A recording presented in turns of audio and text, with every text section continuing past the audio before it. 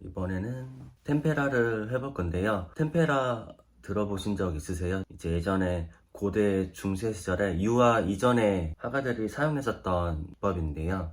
좀 쉽게 말씀드리면 이런 색을 내주는 가루랑 이 계란의 노른자를 섞어서 물감을 만드는 거예요. 그래서 그걸로 그리는 겁니다. 이 안료, 색을 내주는 가루랑 전색제가 만나서 물감이 되는 건데, 만약에 안료랑 아라비안 고무가 만나면 수채화인 거고, 이 안료랑 기름이 섞이면 유화인 거고, 계란 노른자가 섞이면 템페라가 됩니다. 그래서 제가 템페라를 이번에 해볼 거고요. 템페라는 고대 중세 시절에 성당 벽에 그려지는 경우가 많았기 때문에 신앙적인 메시지를 전달하는 목적으로 그려진 제단화 같은 그림입니다. 그래서 그릴 때도 되게 공들여서 그리는 게 특징이에요.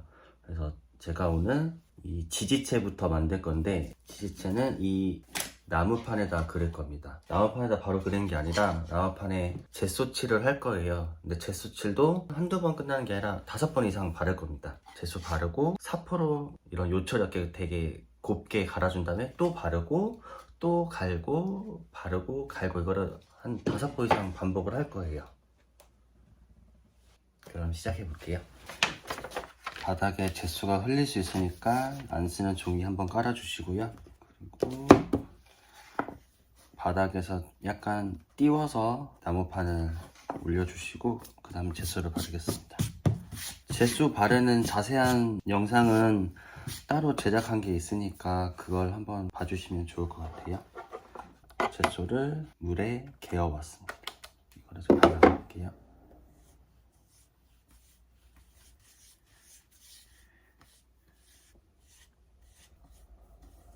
옛날 사람들은 이 지지체를 정말 중요하게 생각을 했대요.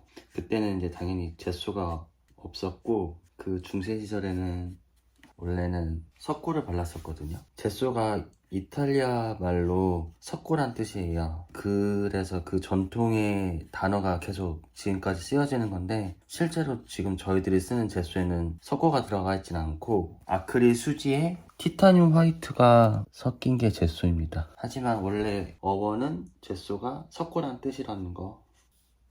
이제 말리고 사포로 가려줘야 하는데 사포를 사러 갔다 와야겠어요. 젯소는 마르지 말라고 이렇게 비닐로 덮어둘게요. 1차 바르고 어느 정도 마른 것 같습니다. 이제 사포로 표면을 곱게 갈아볼게요. 사포는 여기 맨 처음에 400방짜리로 준비했고요.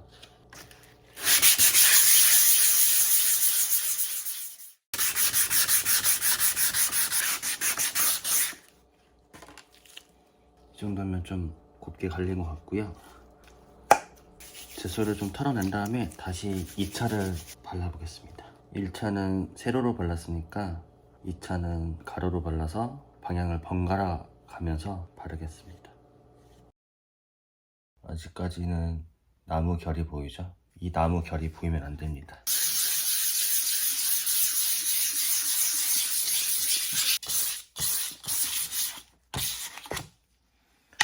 이번에는 세로로.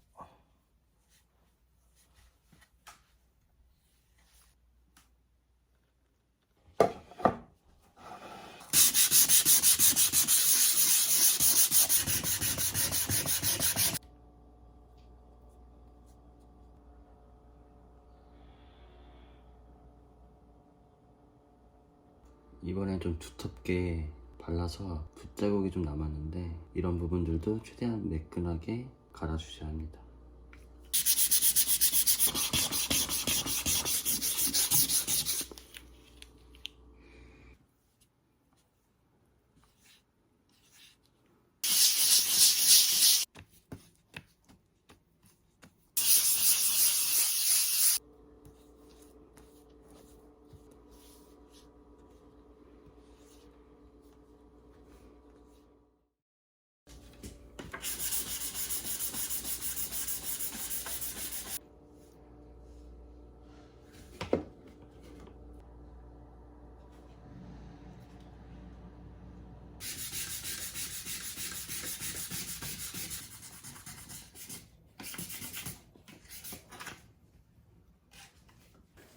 보시면은 이렇게 나무 결이 그대로 보이죠.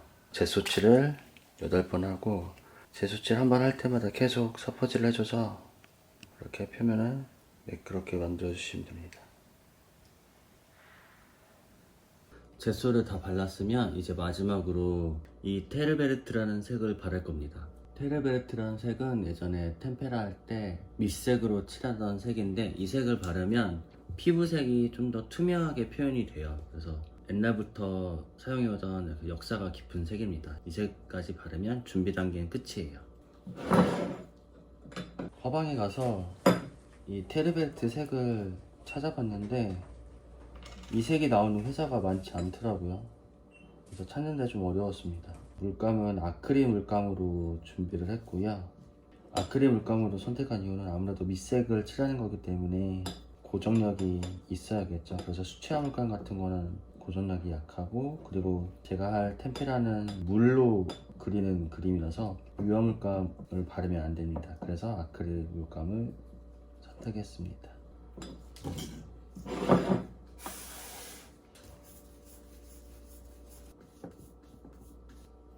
최대한 균일하게 발라주세요.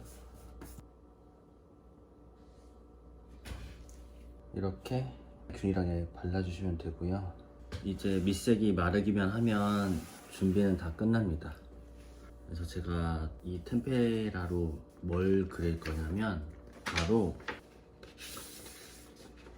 이분을 그릴 거예요.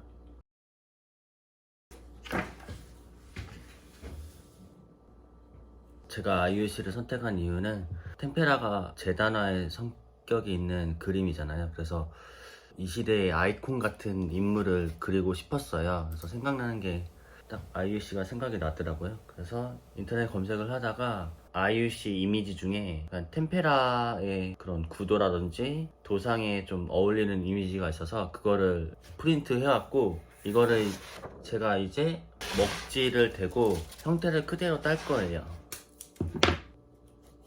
먼저 이렇게 먹지를 붙여주시고요.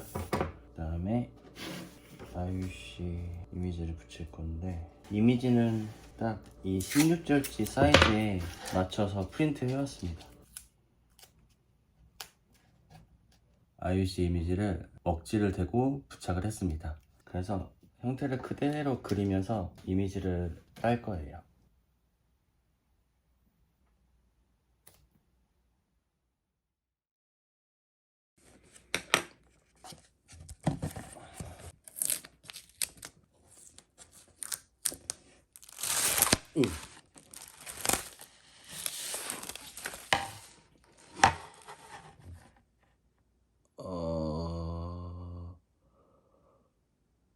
제대로 안 됐어.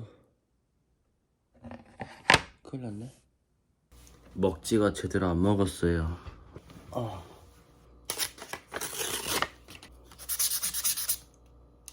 그걸로 안 지워지네. 지워진다.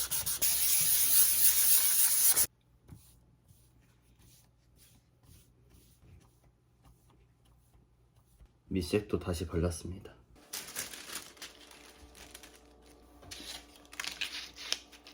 다시 형태를 따보겠습니다.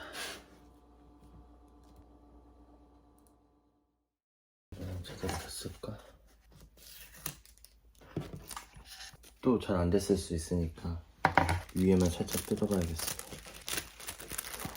오! 여기가 좀 잘 된 듯한데? 됐다! 형태가 제대로 잘 따졌습니다. 오, 묘세! 형태도 다 땄으니까 이제 본격적으로 템페라를 해볼 건데요. 준비물은 알료, 계란, 물, 그 다음에 해칭 기법으로 그릴 거라서 세필 브러쉬를 준비해 주시고요. 그리고 알료들을 섞어줄 팔레트를 준비해 주세요. 알료는 생각보다 가격대가 있었습니다. 좀 비싼 편이에요. 예전에 대학교 때는 을지로 상가 가서 공업용 알료를 다량으로 구매해서 같은 과 사람들이랑 나눠서 썼었거든요. 그런데 가면 되게 큰 사이즈로 팔기 때문에 이번에는 화방에 가서 구매를 해봤습니다.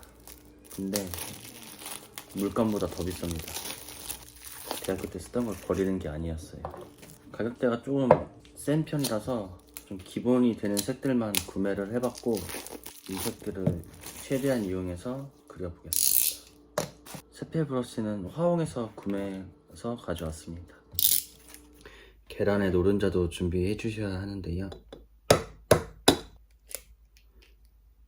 흰자는 안 쓰기 때문에 노른자만 걸러주셔야 합니다. 깜짝이야.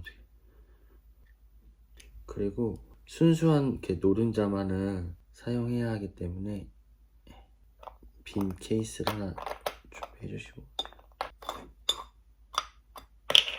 바늘로 깜짝이야. 제발.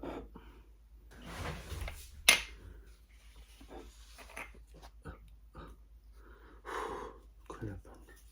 노른자에 구멍을 뚫어서 겉에 막은 안 쓰고 안에 정말 고유한 노른자만 이렇게 추출해 주세요. 노른자를 섞는 이유는 접착제 역할을 해줍니다. 그러니까 안료가 화면에 붙게 해주는 게 바로 이 노른자가 해주는 역할인 거죠. 이렇게 공병에 따로 담아 주시고요. 안료도 조금씩 덜어서 준비할게요. 카메라에 잡힐지 모르겠는데 색깔 진짜 예쁘다. 오 신비로워. 이제 준비는 다 됐으니까 그려볼까요?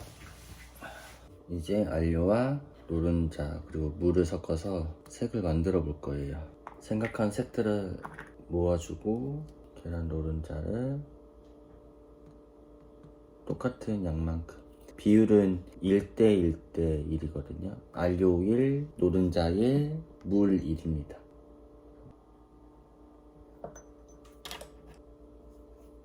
자, 이거를 섞어주세요. 안료가 녹으면서 물감이 되는 게 보이시죠? 지금 머리카락 색을 만들어 봤고 이제 칠해보겠습니다.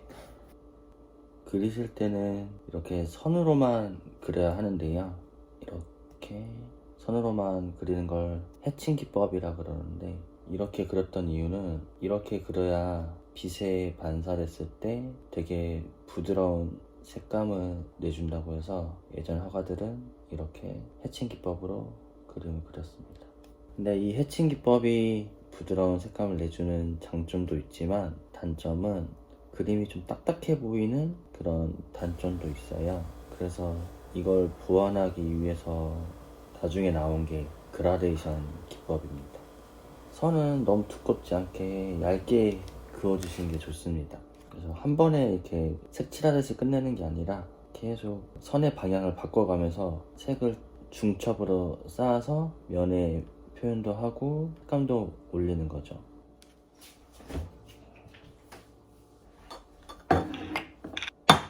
그리고 계란 노른자가 또 열에 되게 민감해서 금방 상하기 때문에 한번 만드신 색은 빨리 사용을 하셔야 합니다. 색을 섞어놓고 안 그리시면 굳어서 잘 안 발려지는 경우도 있고요. 1대 1대 1 비율을 맞추려고 노력을 하고 있어요. 그렇게 비율이 잘 맞아야 템페라의 그림이 은은한 광이 잘 띕니다. 비율이 좀 안 맞게 되면 광이 잘 안 나요. 그 부분에 대해서도 좀 신경을 써줘야 하는 게 있어요. 이게 진짜 옛날 사람들은 어떻게 그런지 모르겠어요. 저는 이게 컨텐츠 때문에 하는 거지만 정말 빡셉니다.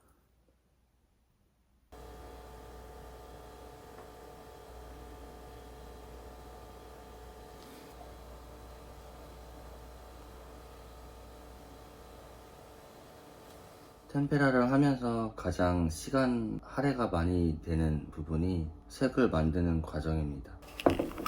일반 물감들은 그냥 바로바로 물감 그 자체를만 섞어주면 되지만 이 템페라 과정은 계란 노른자랑 물의 비율을 계속 맞춰주면서 색을 만들어야 하기 때문에 비율을 맞춰서 한 색을 만들고 거기다가 다른 안료를 계속 섞을 수가 없어요. 그래서 미리 안료들을 좀 섞어서 원하는 색을 만들어야겠어요. 원하는 색의 안료를 만들고 거기에 바로 비율만 맞추면 되게끔 해야겠습니다. 그래야 좀 속도가 날 것 같아요.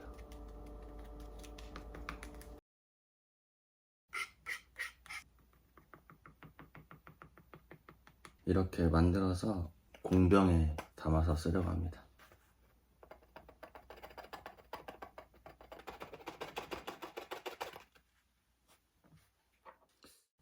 템페랄은 시간과 노력이 많이 들어가는 작업입니다. 지금 이렇게 세필 브러쉬로 선으로만 그리면서 적어도 3겹 이상 한 번 칠해지고 그 위에 또 칠하고 또 칠하고 이런 식의 방식으로 그리고 있는데, 왜냐면 당연히 한 번만 칠하면 밀도도 약하고 완성이 되지 않기 때문에 여러 가지 방향으로 선을 그으면서 형태와 색감을 이제 찾고 있습니다. 그러면서 이제 선들이 교차되면서 쌓이는 느낌이 되게 깊이감을 주고 완성에 가깝게 해주는데요. 그 느낌이 나올 때까지 계속 선을 그어줘야 돼요.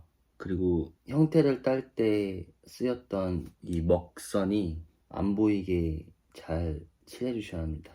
아무래도 형태를 잃어버리지 않기 위해서 먹선을 좀 남겨두면서 색을 칠하는 경우가 생기거든요. 그러면 나중에 먹선만 딱 눈에 띄기 때문에 먹선도 잘 칠해주시면서 채색을 해주셔야 합니다. 작업이 오래 걸릴 거라는 예상을 했지만 3주 정도 영상을 못 올린 상태인데 얼른 끝내야겠습니다.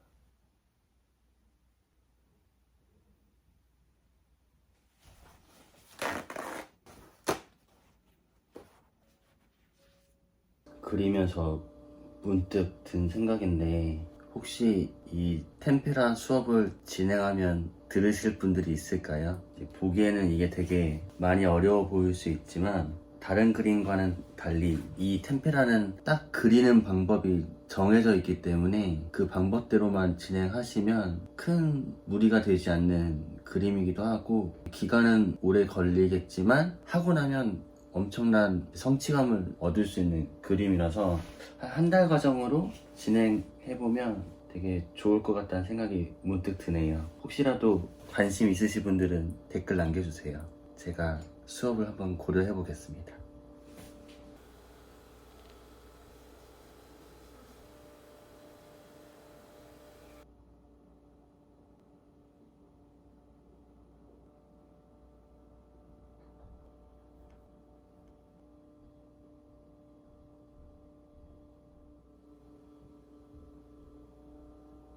제가 그리고 지금 키친타월을 대고 그리는 이유는 이 템페라가 계란 노른자로만 이제 그리는 거기 때문에 고정력이 생각보다 조금은 약합니다. 외부 충격에 쉽게 그림이 벗겨질 수가 있어요. 키친타월을 대지 않고 손이 그대로 그림에 닿으면 막 벗겨지는 건 아니지만 안료들이 손바닥에 계속 묻어납니다. 그렇기 때문에 그리면서 그림을 최대한 훼손시키지 않기 위해서 키친타월을 대고 그리는 겁니다. 만약에 집에서 템페라 할 때 가장 위험한 건 애완동물들의 발톱입니다. 발톱을 한번 긁으면 그림이 싹 긁혀요. 정말 주의해 주셔야 돼요.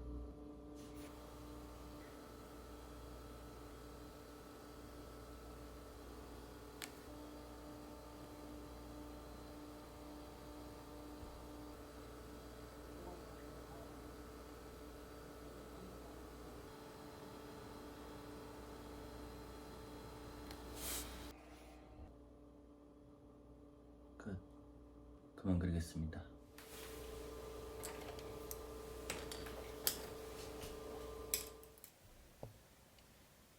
그럼 이제 그리는 과정은 여기서 마치고 다음에는 바니쉬를 바르는 작업이랑 액자에 껴보는 것까지 제가 한번 해보겠습니다.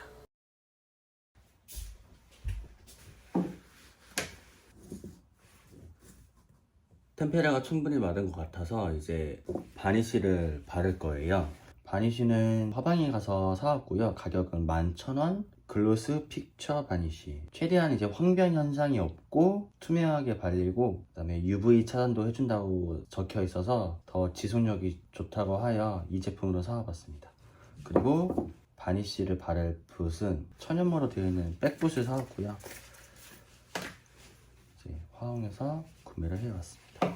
먼저 그림의 표면에 먼지가 없는지 다시 한번 체크를 해주시고요. 왜냐면 바니쉬를 바르기 전에 먼지가 있으면 그대로 다 묻어버리기 때문에 이제 다시 한번 마지막으로 체크를 해주셔야 합니다. 측면에서 빛에 반사시켜 봐서 혹시라도 묻어 있는 게 있는지 다시 한번 체크해 주시고요. 그리고 바니쉬를 바르는 방법은 이제 여러 가지가 있지만 보통 바니쉬를 이렇게 바로 부어서 바를 수도 있는데 템페라는 되게 조심스럽게 다뤄줘야 하는 그림이라서 이렇게 그릇에 덜어서 쓰겠습니다. 그리고 바르는 브러쉬도 먼지가 없게끔 다시 한번 체크해 주시고,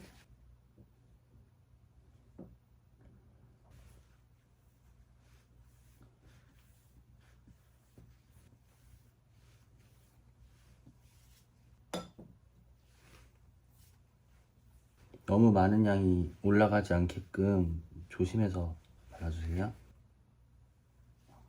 최대한 얇게 발라주시는 게 좋습니다. 1차 발랐고요. 충분히 말린 다음에 2차까지만 바를 거예요. 안녕하세요. 이 템페라를 다 그리고 나서 1차로 이제 바니쉬를 발랐는데 그때 발랐던 바니쉬가 너무 느리게 말라서 거의 한 달 이상을 말렸던 것 같아요. 지금은 이렇게 잘 말랐고 끈적이는 느낌도 없습니다. 그런데 이게 보시면 어느 부분은 안료가 많이 올라가고 어느 부분은 얇게 올라간 그런 편차가 있을 거 아니에요. 이렇게 이마 부분에 제가 되게 공들여서 많이 칠해져 있거든요. 그렇기 때문에 아무래도 더 높이 올라와 있겠죠. 그래서 윗부분은 지금 바니쉬가 잘 안 발려 있고 상대적으로 좀 조금 발린 부분만 이렇게 바니쉬가 발려져 있거든요. 그래서 바니쉬를 한 번 더 바르려고 합니다.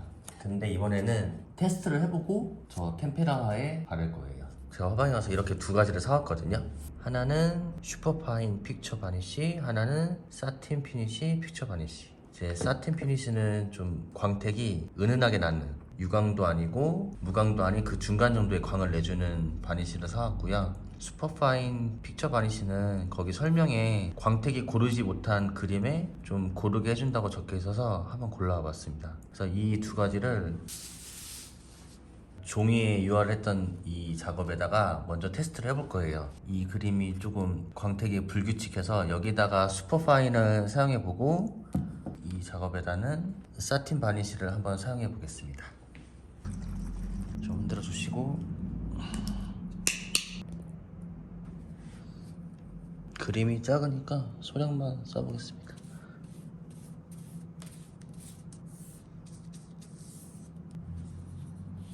네, 붓질 한 번에 끝냈고요.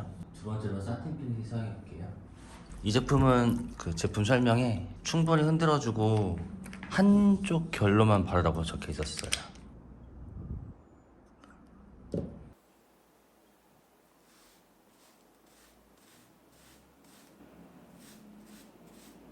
한쪽 결로만 발라봤습니다. 지금 바니쉬를 바르고 하루가 지났는데 다 마른 것 같습니다. 슈퍼파인 픽처 바니쉬는 불규칙했던 광을 좀 고르게 만들어줬고요. 이 사틴 피니쉬는 은은한 광을 코팅해줬습니다. 그래서 이 아이유를 그린 템페라화에 어떤 걸 바를까 고민을 하다가 너무 광택이 나는 것보다는 은은한 광이 좋을 것 같아서 이 사틴 피니쉬로 바르기로 결정했습니다. 이걸로 바로 발라볼게요. 충분히 흔들어주시고 발라보겠습니다.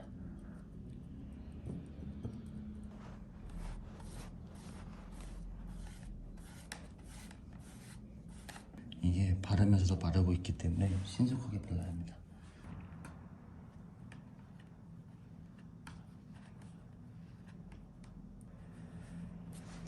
고르게 바르려고 노력을 했는데 바니쉬 자체가 되게 빠르게 마르는 타입이라 양이 적으면 바르는 중간에 뻑뻑해짐이 있습니다. 그래서 이 부분이 좀 고르지 못한 게 보이시죠? 근데 더 손을 댔다간 망칠 것 같아서 여기서 마무리하겠습니다. 저 부분만 빼고는 잘 발린 것 같습니다. 사틴 바니쉬를 바르고 나서 말린 상태거든요. 보시면 전보다 더 골고루 은은한 광이 들어가긴 했는데, 자세히 보시면 여기 볼 부분이나 여기 이마 부분이 바니쉬가 덜 올라간 부분이 있어서, 마지막으로 이 슈퍼파인 픽처 바니쉬를 바르겠습니다.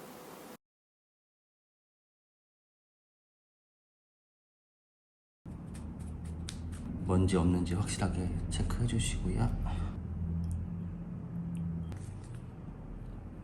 양 모자라지 않게 그러시고,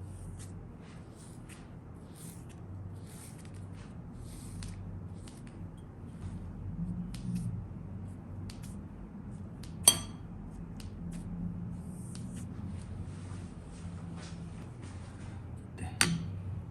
붓질을 너무 여러 번 하면 지저분해질 수 있으니까 딱 2번만 발랐습니다. 이제 다시 말려보겠습니다.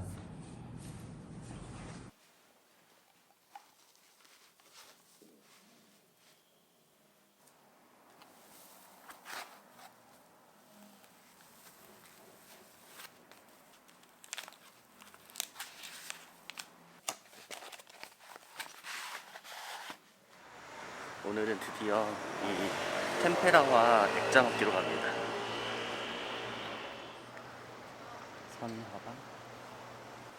여기 한번 물어보려고요. 여기 선하방에. 이거 마트 한 5cm면 되겠죠? 3cm일까요? 5cm일까요? 5cm면 요만한데 보이기는 3cm면 좀 답답할 것이고 5cm면 액차 털이 한 7mm 정도 먹을 거예요. 네. 눈에 보이는 건 한 4.5, 4.2 보일 거예요. 네네. 그럼 그렇게? 고기 무난하겠죠? 네. 그러면 40에 30. 자, 액자 주문을 마치고 나왔습니다. 액자 완성은 토요일 날 된대요. 그래서 그림은 다시 가져왔고요.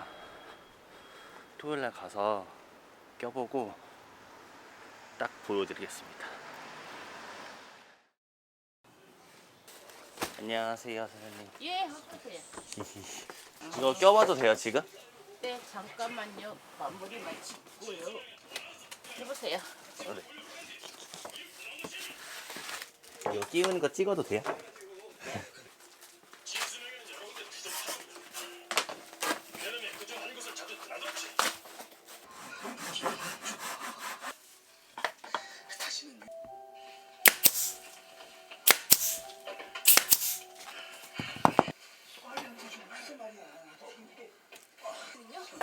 하고 있어. 답답하네. 어떻게 된 건지 자초지 주명이는 내가 다른 사람이 약간 좀 나갔다. 지 소리다. 아유 장사 어디 한두 번 합니까? 드디어 액자를 찾았습니다. 화실 가서 보여드릴게요.